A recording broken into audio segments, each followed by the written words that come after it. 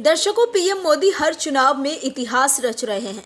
लोकसभा चुनाव हो या अब राज्यसभा चुनाव, पीएम मोदी हर जगह बीजेपी का परचम लहरा रहे हैं।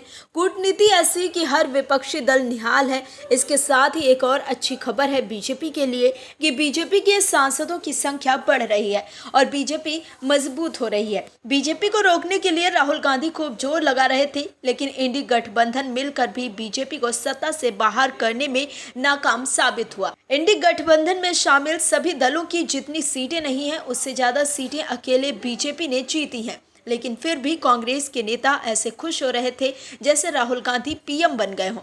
लेकिन अब बीजेपी ने विपक्ष को एक और खेला दिखा दिया है। बीजेपी लगातार मजबूत हो रही है और वहीं कांग्रेस के हाथ खाली हैं। बीजेपी के इस खेला को देख राहुल गांधी समझ गए होंगे कि पीएम मोदी की रणनीति के आगे उनकी रणनीति कहीं नहीं टिकती है और भारतीय राजनीति के सबसे बड़े खिलाड़ी पीएम मोदी ही हैं। क्या है खबर, बताते हैं आपको इस रिपोर्ट में। दरअसल राज्यसभा में बड़ा खेला हो गया। राज्यसभा में बीजेपी ने विपक्ष को जोर का झटका दिया है। राज्यसभा उपचुनाव से पहले ही बीजेपी ने जीत का परचम लहरा दिया है। राज्यसभा की 12 सीटों पर उपचुनाव में सभी उम्मीदवार निर्विरोध चुने गए। एनडीए को 11 सीटों पर जीत मिली है। इनमें बीजेपी 9, अजीत पवार गुट और राष्ट्रीय लोक मोर्चा को एक एक सीट मिली। वहीं कांग्रेस का एक उम्मीदवार जीता है। राज्यसभा में 245 सीटें हैं। हालांकि वर्तमान में 8 सीटें, इनमें 4 जम्मू कश्मीर से और 4 मनोनीत की सीटें खाली हैं। सदन की मौजूदा सदस्य संख्या 237 के साथ बहुमत का आंकड़ा 119 है। इस बार की 11 सीटों की जीत के साथ एनडीए 112 सीटों तक पहुंच गया है।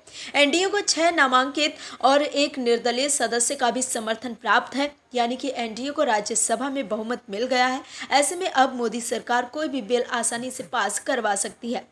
आपको बता दें कि बीजेपी के राजस्थान से रवनीत सिंह बिट्टू, हरियाणा से किरण चौधरी, मध्य प्रदेश से जॉर्ज कुरियन, बिहार से उपेंद्र कुशवाहा और मनन कुमार मिश्रा, असम से रामेश्वर तेली और मिशन रंजन दास, महाराष्ट्र से धीरजशील पाटिल, ओडिशा से ममता मोहंता और त्रिपुरा से राजीव भट्टाचार्य जी शामिल हैं।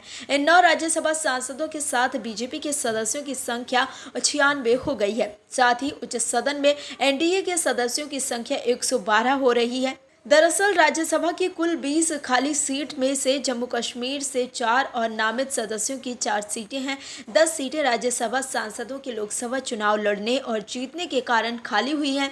एक सीट बीआरएस नेता के केशव राव के कांग्रेस में जाने से खाली हुई। दूसरी सीट ओडिशा से बीजेडी सांसद ममता मोहंता के इस्तीफा के बाद खाली हुई। उन्होंने 31 जुलाई को पार्टी और राज्यसभा से इस्तीफा दिया और बीजेपी में शामिल हो गए। राज्यसभा में इस जीत के साथ ही बीजेपी और मजबूत हो गई और कांग्रेस कमजोर हो गई। राहुल गांधी सोच रहे होंगे कि हम बीजेपी को बदनाम करने के लिए जी जान से कोशिश कर रहे हैं और खूब दुष्प्रचार कर रहे हैं, लेकिन फिर भी बीजेपी मजबूत हो रही है। कहीं ऐसा ना हो कि बीजेपी की लगातार जीत की वजह से विपक्ष नेपथ्य में चला जाए। Bureau report, OMH news. और भी वीडियोस देखने के लिए चैनल को सब्सक्राइब करें और बेल आइकन को दबाएं।